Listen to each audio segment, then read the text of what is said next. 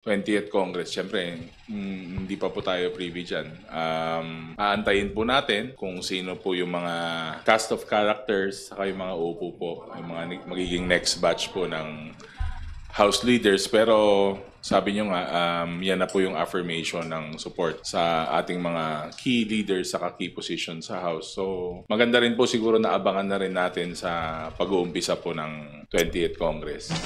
Hindi na namin kailangang abangan yan kung kayo-kayo lang din ang mag-aanuhan dyan, maglalabanan. At saka matalo yung isa, kung ayaw nila nung isa, kung mag-backup yung isa, yun din yung iyaano nyo, yung katropa nyo rin. Hindi nyo ilagay dyan yung mga talaga maayos. Si Pulong, sayang nga si si Atty. Guanzon. Sino pa yung pwede nating ilagay dyan? Yung sa Duterte Youth sana. Wala Kinipit ni Garcia Basta yung mga hindi, yung hindi nakikisali sa politika, dapat yan ang iano nyo dyan. Wag yung mga kakampi nyo lang. Siyempre, pag kakampi nyo, automatic kayo na ang priority niyan.